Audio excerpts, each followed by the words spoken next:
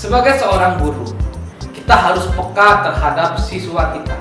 Kita harus mengetahui bagaimana karakteristik siswa, sekaligus mengetahui permasalahan-permasalahan yang terjadi kepada siswa kita. Maka kami mencoba untuk membangun rasa empati terhadap siswa tersebut. Kelompok kami banyak sekali menemukan beragam masalah seperti masalah motivasi belajar, individualisme, dan masalah-masalah lainnya. Sehingga kami membuat suatu rumusan yang kemudian kami kerucutkan untuk mengatasi permasalahan motivasi belajar. Sebab motivasi belajar ternyata menjadi masalah umum yang sering terjadi di antara siswa yang kami ajukan wawancaranya. Motivasi belajar itu ternyata dipengaruhi oleh media-media ataupun modul ajar yang kurang variatif dan juga yang kurang disukai oleh anak-anak. Seperti contohnya media pelajaran yang terlalu kaku, guru untuk hanya sekedar memberikan materi atau pembelajaran yang tidak merangsang siswa untuk terlibat aktif dalam pembelajaran.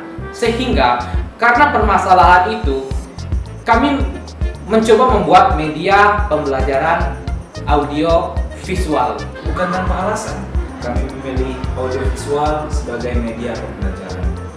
Setelah mengamati yang terjadi di lapangan selama masa PPR di SMP Negeri 7 Kota Jambi, di lapangan kami melihat guru dalam pembelajaran hanya berpatokan pada buku dan LKS saja.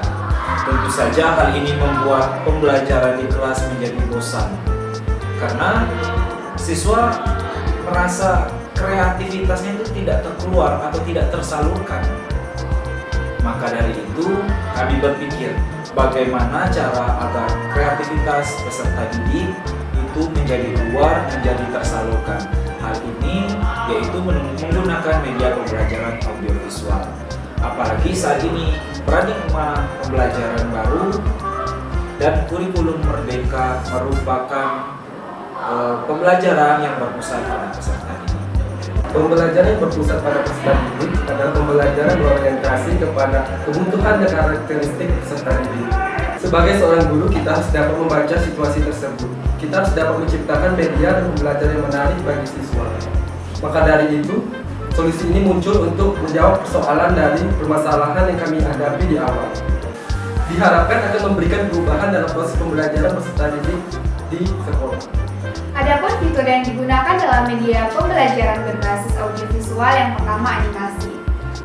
Penggunaan animasi dalam media pembelajaran berbasis audiovisual akan membuat proses pembelajaran menjadi lebih menyenangkan. Animasi juga dapat membuat siswa lebih lama mengingat materi pelajaran, karena gambar-gambar yang ditampilkan dapat memperjelas siswa dalam memahami materi pelajaran yang diberikan. Yang kedua, pemilihan warna yang menarik dalam video pembelajaran berbasis audiovisual. Penggunaan warna yang sesuai dalam multimedia pembelajaran dapat membangkitkan motivasi, perasaan, perhatian, dan kesediaan siswa dalam belajar. Dan yang terakhir, penjelasan materi dalam bentuk presentasi menggunakan voice over akan membuat siswa lebih memahami materi pembelajaran secara optimal. Untuk menggunakan media audiovisual ini, kita harus tahu cara menggunakannya. Oleh karena itu, saya akan menjelaskan mengenai cara menggunakan media audiovisual ini. Pertama-tama, kita harus menyiapkan peralatannya terlebih dahulu, yaitu proyektor, colokan, kabel, laptop, dan speaker. Kemudian, hidupkan laptop dan hubungkan kabel tersebut dengan speaker dan proyektor.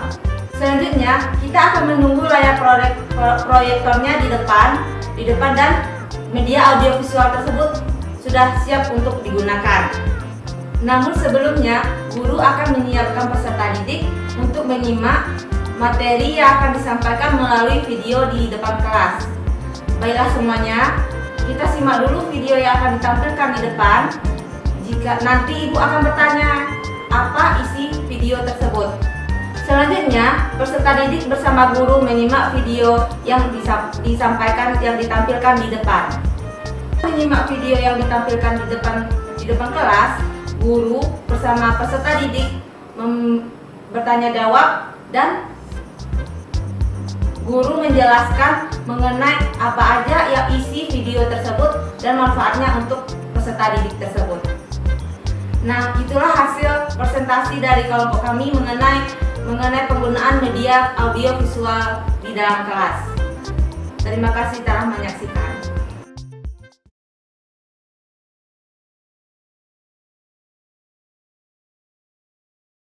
Hari ini kita akan membahas tentang ciri-ciri teks prosedur. Teks prosedur berisi tahapan kegiatan untuk menyelesaikan suatu aktivitas atau memecahkan masalah. Ciri-ciri teks prosedur yang pertama adalah menggunakan pola kalimat perintah. Contohnya, masukkan air panas ke dalam gelas.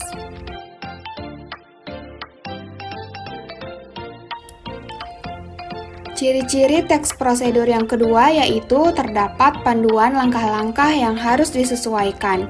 Contohnya, siapkan alat dan bahan yang diperlukan, kemudian masukkan gula ke dalam gelas.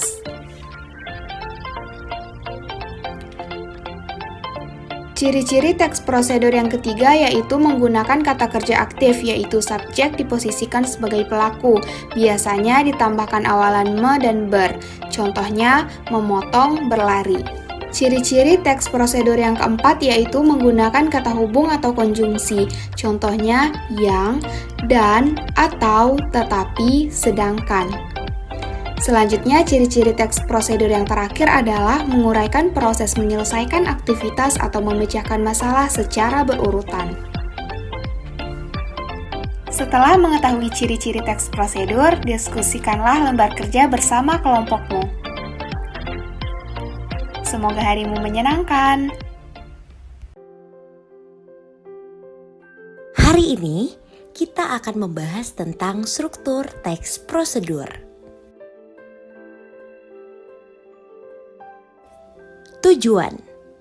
Tujuan berisi hal-hal yang ingin dilakukan dalam teks prosedur. Biasanya diletakkan di bagian awal. Contohnya, ketika hari panas paling nikmat minum es teh. Berikut cara membuat es teh yang nikmat. Alat dan bahan berisi penjelasan mengenai alat dan bahan yang dibutuhkan. Contohnya, alat dan bahan membuat es teh. Alat, gelas, sendok, dan galon.